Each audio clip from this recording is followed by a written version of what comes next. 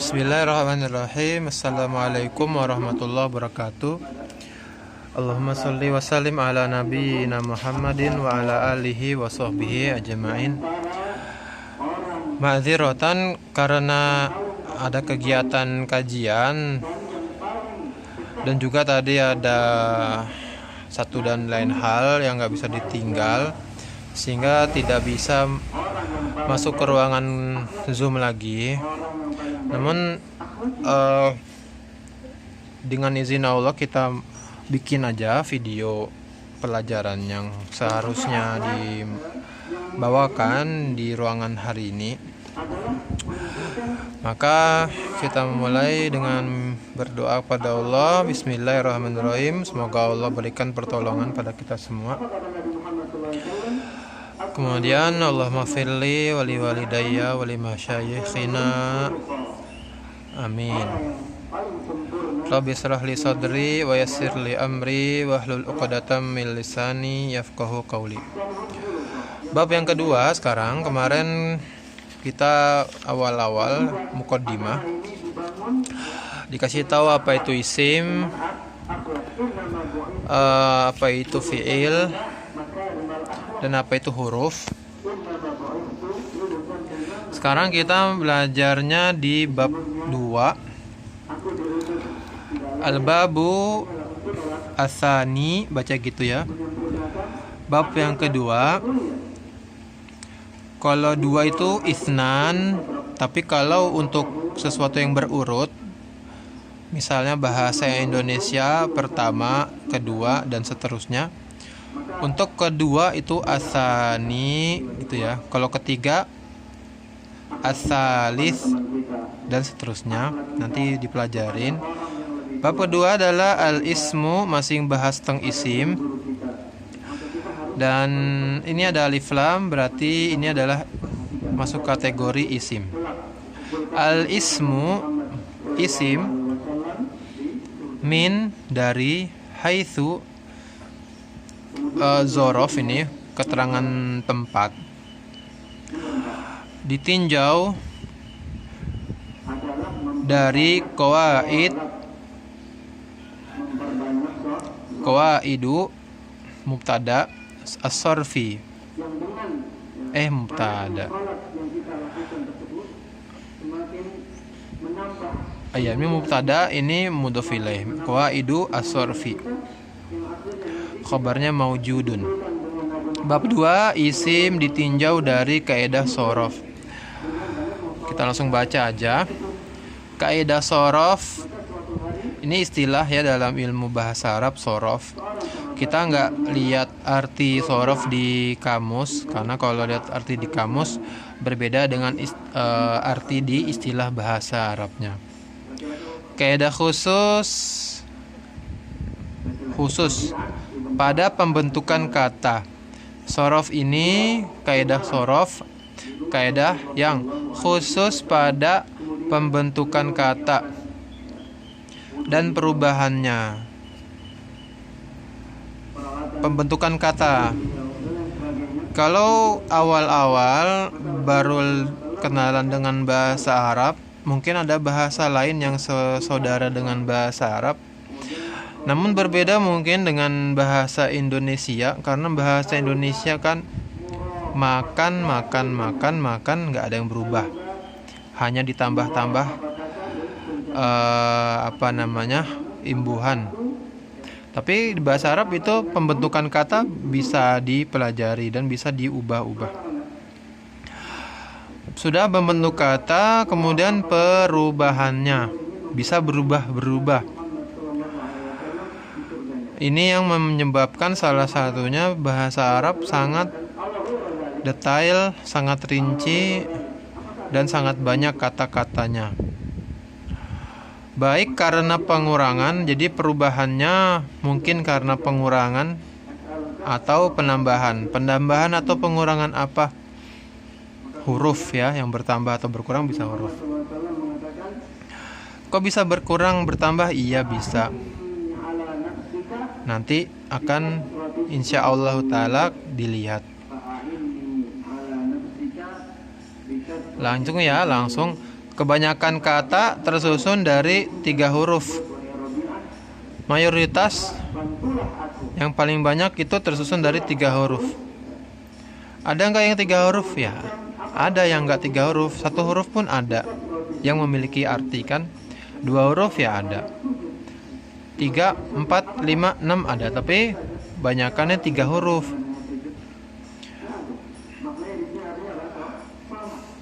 Kemudian diikutkan pada wazan. Ini istilah baru mungkin buat sebagian dari kita. Apa itu wazan ya? Wazan itu timbangan. Timbangan. Timbangan itu apa? Ya, pertama kita baca dulu ya di sini. Kemudian diikutkan pada wazan. Dalam kurung timbangan fa'ala. Fa'ala ini rumus ya. Rumus. Fa'ala kenapa dibaca fa? Seakan-akan ada harokat gini ya. Tapi ya sih artinya tuh nggak ada harokatnya sih, cuman fa, ain dan lam. Tapi karena kita perlu baca, diucapkan, dilafazkan, maka dikasih harokat. Tapi bisa aja berubah. Contoh di sini kita lihat ada wazannya. Fa'ala. Artinya huruf pertama itu diwakili dengan fa. Huruf kedua diwakili dengan ain. Huruf ketiganya diwakili oleh lam gitu ya. Fa, a, la. Fa, ain, lam. Lam. Fa. Ada sebab musababnya kenapa bikin dengan huruf fa, ain dan lam. Ada yang menyebutkan karena huruf fa, ain dan lam itu mewakili semua makhraj huruf. Ada makhraj huruf lidahnya, ada makhraj huruf yang di bibirnya, ada makhraj huruf yang di tenggorokannya. Kembali lagi ke apa itu timbangan. Timbangan di sini diwakilkan dengan huruf fa, ain dan lam. Harokatnya bisa semuanya harokatnya fathah, fa, ain dan lam.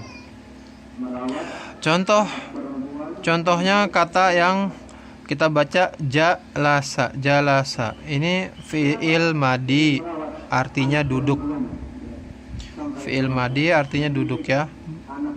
Jangan lupa ya fi'il madi apa? Fi'il madi kata kerja waktu. Terjadinya kapan? Terjadinya di masa lalu. Kemudian timbangan yang lainnya bisa juga huruf keduanya kasroh harokatnya. Fa'ila. Contohnya kalimat apa yang dalam bahasa Arab di atas timbangan ini wazan ya. Kita biasakan dengan kata wazan. Syariba. Maka yang benar itu artinya minum. Yang benar diucapin dengan syariba. Kalau ada yang ngomongnya syaroba, walaupun maknanya kita paham gitu ya, anggaplah kita ngerti ketika ada orang Indonesia ngomong syaroba, artinya minum, tapi itu keliru. Harusnya harokat huruf keduanya itu kasroh. Maka syariba ya syariba. Kalau kita ketemu di buku huruf shin, ro sama ba, maka curigai pertama kali bahwa dia bacanya syariba.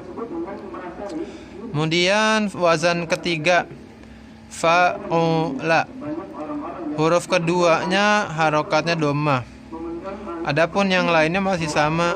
Harokat di sini fathah, yang ketiganya fathah juga. Oh, jadi contohnya apa? Karuma. Ini fi'il madi juga. Karuma artinya apa ya? Karuma ya, ada orang yang dermawan, orang baik, macam-macam. Bahasa Indonesia biasanya karuma orang nih disebut mulia gitu ya. Tapi tergantung nanti kita untuk terjemahannya, tergantung konteks. Karena bahasa Indonesia sangat sedikit kosakatanya. Untuk membawakan terjemah karuma ini biasanya di banyak bantuan kata-kata. Bisa dermawan, bisa mulia gitu ya, bisanya orang baik lah. Kemudian fa'ala. Fa'ala ini Loh, kok sama dengan yang ini ya? Kenapa sama? Fa'ala juga. Ustadznya pengen ngasih tahu di sini ada fiil, ada kata-kata yang huruf kedua dan huruf ketiganya itu hurufnya sama. Jadi qaf ini kan ada tasdidnya, berarti ini sama. Da, ko, dan ko lagi.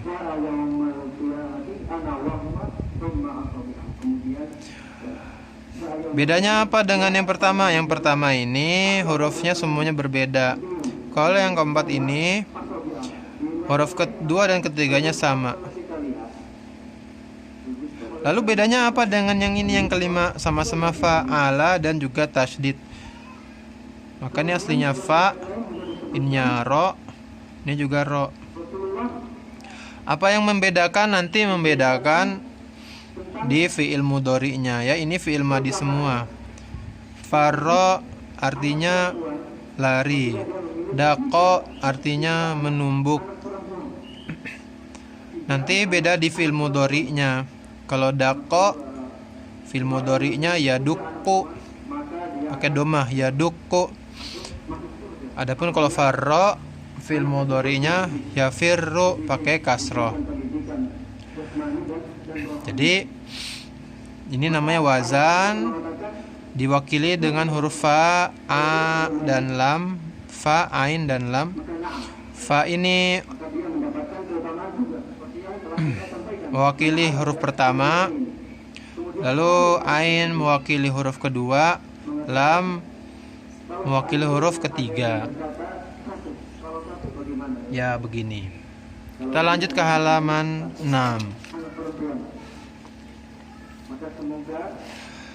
Fasal pertama. Di bawah bab namanya pasal. Al-faslu al-awwalu, ya, kita kasih harokat. Al-faslu al-awwalu. Fasal yang pertama. Al-ismu bin nazari ila bunyatihi. Isim ditinjau dari bunya. Bunya itu bangunan. Maksudnya bangunan huruf akhirnya. Jadi isim ada banyak. Kalau di majrumiyah kan kita langsung masuk isim, dianggap udah memahamin ya, karena buat orang Arab. Namun kita loncat dulu ke buku Mukhtarat. Asy-Syaikh Al-Musannif lihadzal kitab, yaitu Syekh An-Rafiq bin Ghufran hafizahullah ta'ala, menyebutkan dulu apa aja sih isim-isim itu. Pertama, isim kategori pertama bisa dikenal dari bangunan huruf akhirnya. Ada beberapa kategori, yaitu isim maqsur. Apa itu isim maqsur? Ya, ada nanti. Lalu isim mankus, lalu isim mamdud, lalu isim sahih.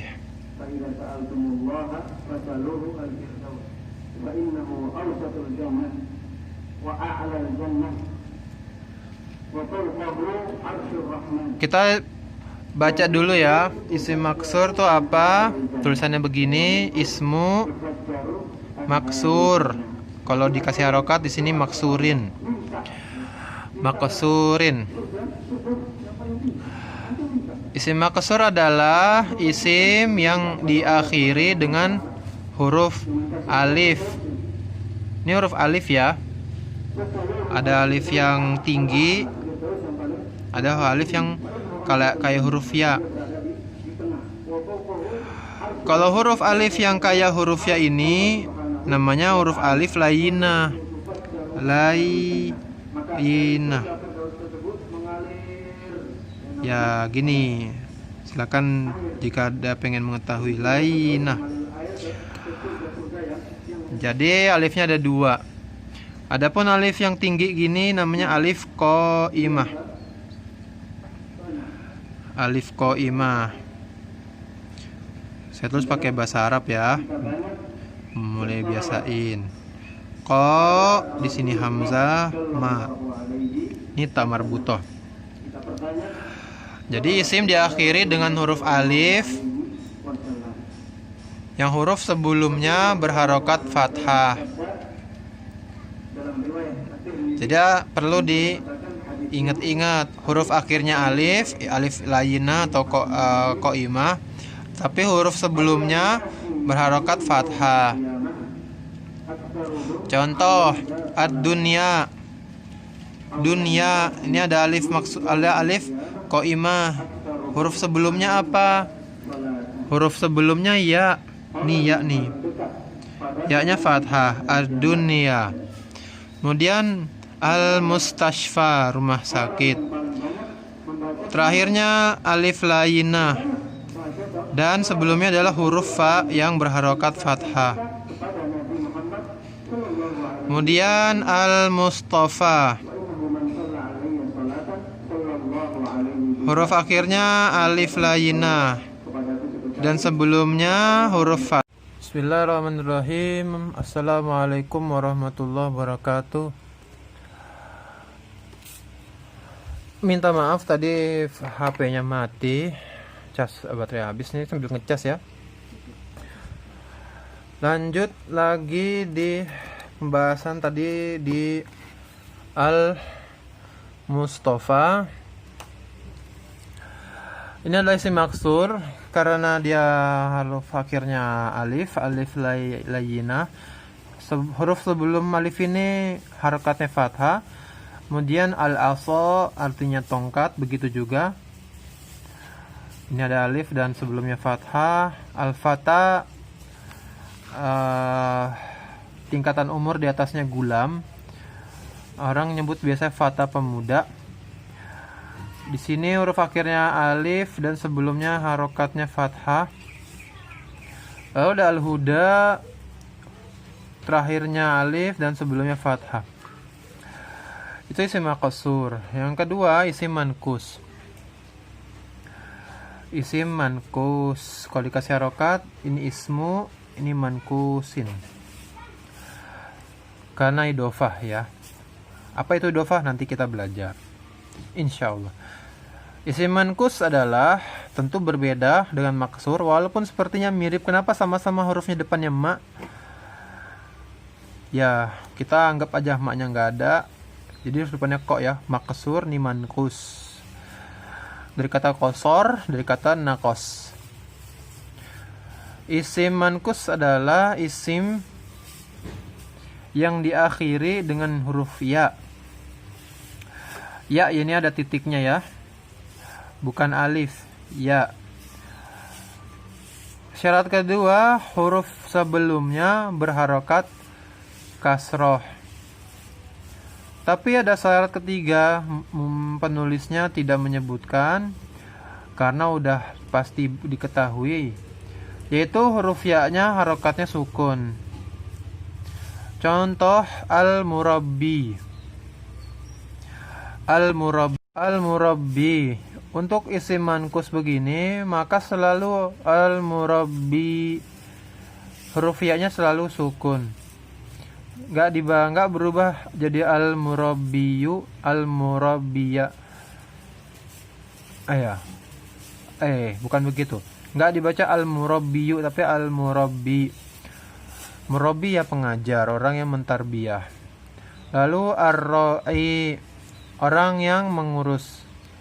Biasanya diterjemahnya ra'i, menggembala biasanya, tapi tergantung konteksnya.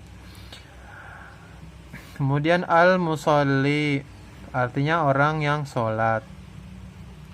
Huruf akhirnya ini semuanya ya, ya-nya sukun. Huruf sebelum ya ini harokatnya kasroh. Huruf sebelum ya-nya, bukan ya-nya ya. Kalau ya-nya kan sukun. Jadi al-murabbi, guru atau orang yang mentarbiyah. Ar-ra'i, kenapa nggak diterjemahin orang yang mentarbiyah dengan orang yang mengajar? Karena mentarbiyah itu beda dengan mu'alim. Ya ada beda-bedanya. Al-Murabi nggak mesti dia mentransfer apa ya, saya takut salah, ilmu yang textbook gitu, nggak mesti. Dia juga mengajarkan, mengatur, meluruskan adab manusia dan yang lainnya. Kemudian ad-da'i.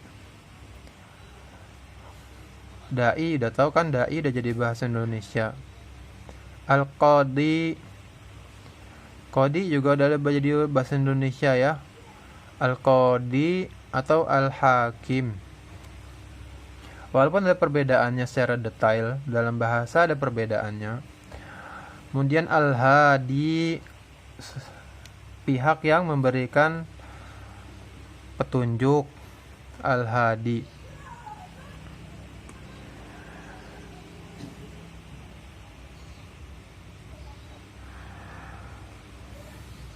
Yang kedua, isim manqus. Yang pertama isim maksur. Catatannya kita baca. Nah, ini catatan penting. Apabila alif lam, ada alif lam dihilangkan. Ini kan di sini ada alif lamnya. Al ya. Jika itu dihilangkan, ada yang berubah. Nah, apabila alif lam dihilangkan, berarti dari isim yang ma'rifah. Isim kan kalau ada alif lam namanya isim ma'rifah. Kalau tidak ada alif lam namanya nakirah. Jika alif lam dihilangkan dan huruf terakhirnya tidak berharokat fathah. Nanti maksudnya berharokat fathah ini i'rabnya bukan nasab gitu ya. I'rabnya bukan nasab. I'rab kan ada 4 ya. Ada rofa, ada nasab, dan ada majrur. Nah, ini kalau nasab. Nah, kalau tidak nasab, apabila alif lam dihilangkan dan huruf terakhirnya dan dia i'rabnya bukan nasab, maka huruf ya juga dihilangkan. Jadi tadi kan kita lihat di sini al-hadi. Ada ya-nya kan, tapi kalau alifnya dihapus, nggak pakai alif lam, maka ya-nya juga ikut nggak ada. Jadi hadin. Di sini kan hadi, kasrohnya kasroh 1. Diganti jadi hadin. Hadin, kasroh tain. Hadin, qadin. Kalau hadi doang berarti salah.